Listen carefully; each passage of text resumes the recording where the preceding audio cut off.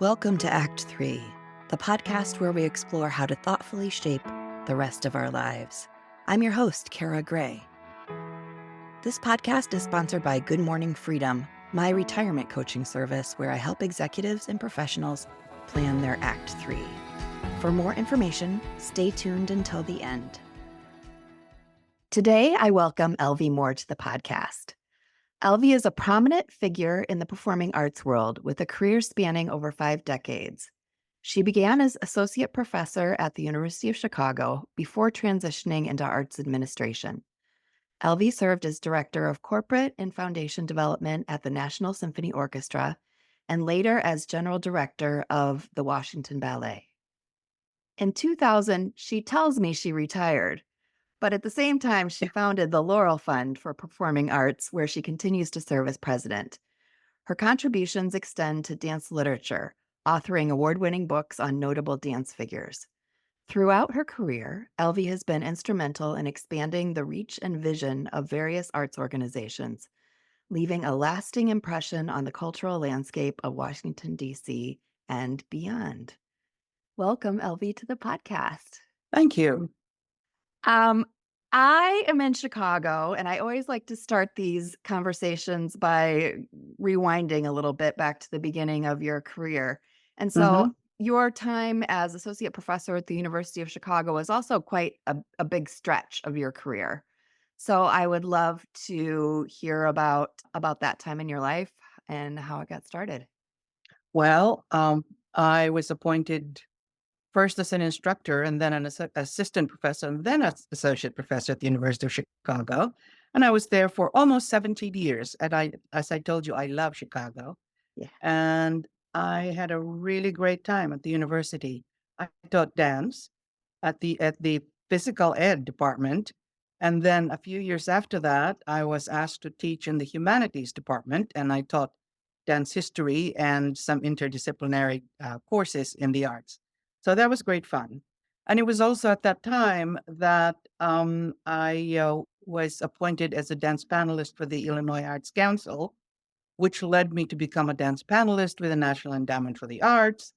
And that's how I begun to, learn more about not just the arts activities in Chicago, but around the country.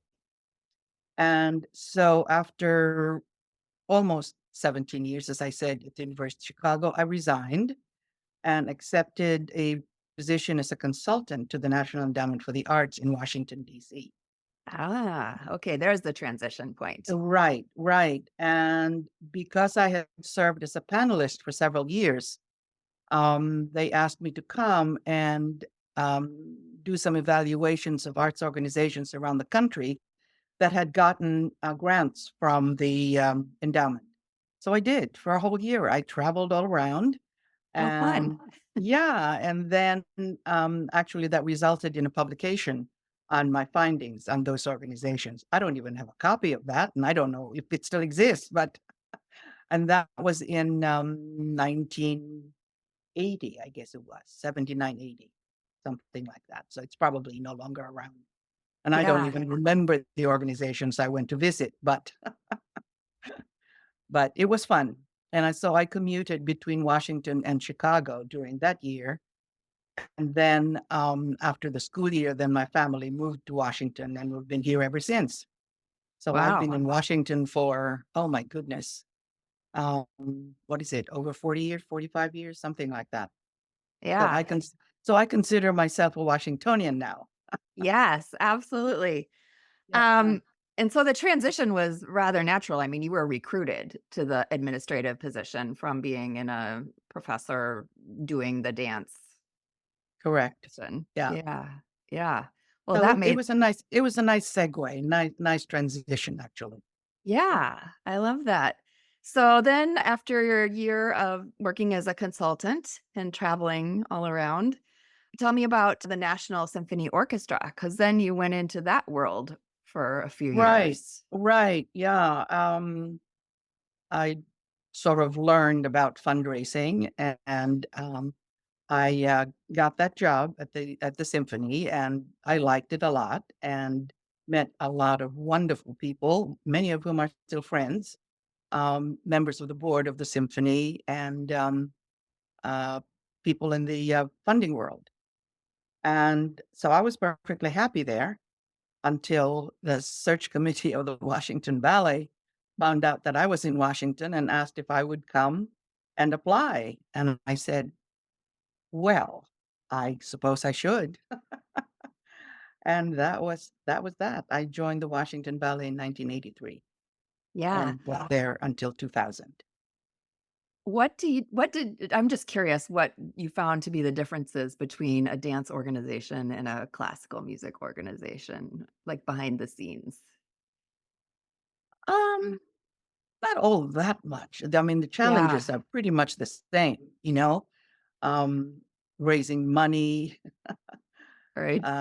Yeah, I mean, I think there are lots of parallels between those two organizations. Yes, but is it fair to say that dance has your heart? Oh, absolutely. Well, and theater too. Yeah. Yeah, very good. Then 2000 came, and Hmm. you told me that you retired in 2000, but from what I understand, you have been anything but sitting on the couch. Um, No, you know what? I don't even remember why or how well, no, I remember the how, but I don't remember why I thought it was a good thing to start the Laurel Fund for the Performing Arts. You know, it was an organization that I founded, and the whole mission was to provide scholarships to young people who were going into the arts in music, theater, and dance. Um, and I don't know, it was just a really nice segue, I guess. And I had lots of people who said that was a great idea, that it had not been done before. And so I went out and raised some money and started the organization. And let's see, from 80, no, from 2000 to 2020, end of 23, I had the Laurel Fund. And okay. yeah, we just, I can't even remember how many scholarships we gave to kids during those years. But it was fun because, you know, they got the scholarship. Uh, the money went to their school, not to the kid, but to the school for their studies in music, theater, or dance. And in return for which, they had to go with us to non-traditional venues like hospitals, senior citizens' homes, and that way they could perform. But I also insisted that they talk about why they were trying to become a pianist or a dancer or an actor. Yeah, so it So was across all arts disciplines, these yeah, scholarships. Okay. yeah, and it was really really fun, and I'm still in touch with some of those kids. They're no longer kids. Some of whom have actually gone into professional careers. So, and then in addition to that, um, I started producing some performances, not just of the kids, because we also had yearly performances of the kids that was open to the public. Mhm, Um, but then there was a time when the Dance Theater of Harlem was in hiatus, mhm. and Virginia Johnson, who was then the artistic director, and I talked about, maybe bringing them to Washington and trying them, the group that was starting again. So I did. I did that for 2 years. I brought them in, at their performances at the Lincoln Theater and then at the Arc in Washington. And then, of course, they went on to bigger and better things, and they're now performing at the Kennedy Center and all over the world. But then also in 2015, one of the choreographers that I had brought to Washington to work with Washington Ballet, um, I was really intrigued with his choreography, and I saw quite a bit of his works, and I decided, oh, they should be seen in the U.S. So I kind of pretty single-handedly brought them here to the U.S. That was quite a quite a chore. Not only did I have to work with lawyers for visas, and then getting the theaters and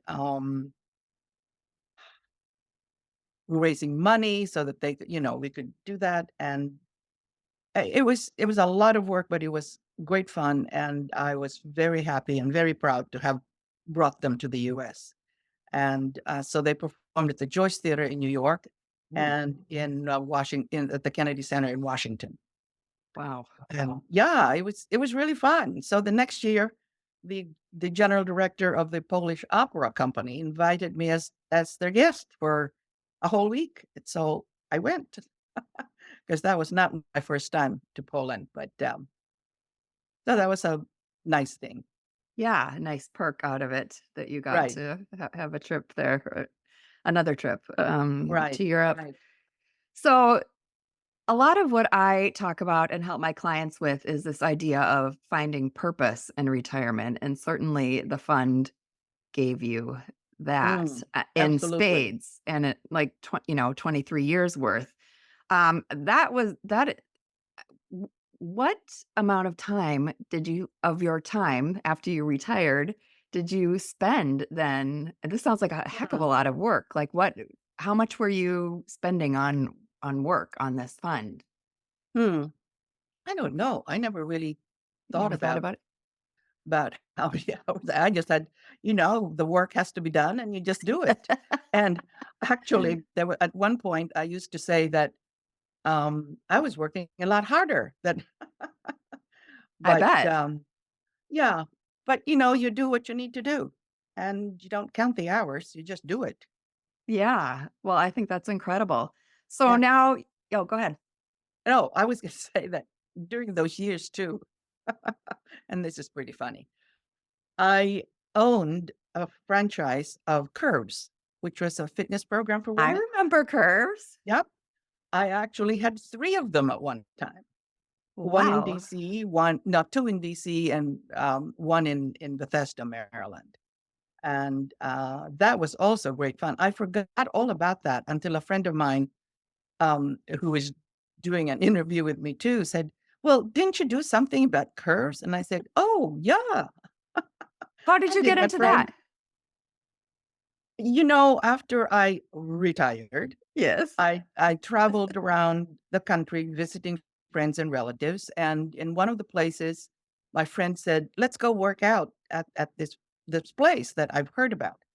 So we did, and it looked like it was really fun and also good work. I mean, you used your entire body for that 30 minutes that you're there. Yeah, it was like a But circuit workout, right? Like you went around correct, to the different I remember correct, this. correct, yeah. And I was just so intrigued. I didn't know anything about franchises or doing a business like that. But I was just intrigued. So I wrote to the company and I said, "So what does one have to do to have a curves in DC?" And they said, "Well, you do this, you apply, da da da da da, the whole thing." So I went to Waco, Texas for their training. And then I opened the first one in the area in Washington, D.C. And Wow. then I opened a second one at Capitol Hill, but it was really not for me. It was for the mother of my daughter-in-law who was moving from Florida to DC and wanted to have, some business. So I said, "Okay, I'll start this for you, but then you can take it over." So that was the second one. And the third one, I just decided, well, Bethesda didn't have any curves either, so why Mhm. not open one? So I did. Wow. So do you And recommend, franchising as, like, an option for retirement? Again, I'm I curious, like, how much of your time this took? Like, this also sounds like right. Well, the hardest part of that business was finding staff yeah, because, I mean, I couldn't be there. I was doing other things, yeah. and I would go in the morning to do my workout with them, and then I'd go do stuff with the Laurel Fund. In fact, my assistant at the Laurel Fund also worked for Curves, so we were doing both. Wow. Yeah, but it was great fun. It was a very good program actually for women. Mhm. And I met a lot of very interesting women there, and some of whom are still friends. And but then 2008 happened, Yeah. and things went south. Yeah. Membership dropped, and the rent was so high, and I decided, nah, this is it. I can't do it. My accountant actually said, "You're supposed to be making money, not subsidizing this. I think you better get out of it." So I did. I closed the last one in 2010. Okay, you started this amazing fund that provided scholarships and opportunity and career paths for all these young children. You owned 3 Curves franchises. What else aren't you telling me that you've been doing since you, quote, "retired," unquote? Um, well, I've been on the board of a couple of organizations in the area. Uh-huh. Very briefly on the board of the Dana Tyson Burgess Dance Company. And then I'm on the board of the Asian American Forum. I served as president for that for a couple of years. And now I just got on the board of the Young Artists of America, which kind of have the same mission as sort of my Laurel Fund. In Yeah, fact, when I decided to dissolve, is that the right word? I think so. The Laurel Yeah. Fund. The rest of the money went to Young Artists of America because I believed in their mission, and so yeah, so I belong to 3 book clubs. Okay.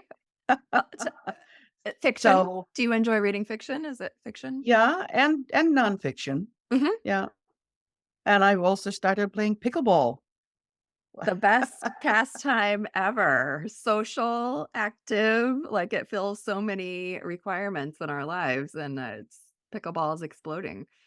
Oh So, yeah, it's the fastest growing sport in America, and it's yeah. fun and it's social and it keeps you active, and I really enjoy playing with a lot of different people. Yeah, So fantastic. That's really good, and you're meeting new people all the time too, which I think is always absolutely, yeah, interesting. Yeah. yeah.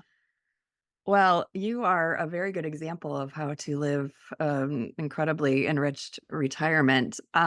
What's next? Um, More travel, I suppose. Yeah. When I was with the Washington Ballet, I took the company on a lot of tours around the world. I think it was like 25 countries that we went Oh, to perform. And I've always loved traveling, and it was so much nicer to travel without a group of people, that I had to organize. I bet it's quite freeing to do your own Right, thing. right, yeah. So, and for many years, I was a member of an organization called the International Women's Forum, and we had conferences around the world, every couple of years. And so with them, I traveled to Jordan and to Argentina and to, mm, I can't remember the other places, but but myself now, I've also been traveling quite a bit. And what's on your list? Where are your next destinations? Well, I've been to Morocco, but I am Ooh, taking a group of people with the Asian American Forum to Morocco in May. oh But my we also gosh. go, I go with several friends to Santa Fe, New Mexico every summer to visit my daughter who lives there, and also to go to the Santa Fe Opera. So, Wonderful. yeah, let's see, where else do I want to go? There's still a lot of places I want to go to, but that, that hasn't been on the list yet. Yeah. Well, that's okay. You have time to figure that out. And lastly, I will ask you, do you have any advice for people who are approaching retirement and are maybe a little trepidatious, don't know what's around the corner? Well, I think that anybody who's facing retirement should start asking herself or himself, what am I interested in that I want to pursue that I couldn't pursue while I was still working? Mhm. Um, what is what kind of work or volunteer work is there around that I can be involved in or with? Um, Yeah, I don't think that to retire means to just sit on the couch and watch TV. Neither do I. Yeah, that's There's so many more years left. right, right, I and there's so much to do, you know, so much to do, so much to see, so much to read. I agree. Uh, I yeah. agree. Wonderful. Well, Elvi, thank you so much for your time. It's been really a pleasure chatting with you. Well, thank you. I like talking with you, and I hope I'll meet you sometime when I come to Chicago. I do try to Please. come to Chicago once or twice a year. Oh, that would be wonderful. Yeah. We can have meet up for a coffee. It would be great. Yeah, right, right. Okay. Sounds Thank you. good. This podcast is sponsored by Good Morning Freedom, my retirement coaching firm. I help executives and professionals plan the non-financial part of their retirement, like how to discover new purpose and how you want to spend your time. I offer a one-on-one coaching retirement blueprint package where we work together to discover some new avenues of exploration for your Act 3. This coaching is completely custom and will provide you with a ton of resources and support as you transition to this new stage of life. For all the details, please go to goodmorningfreedom.com/services.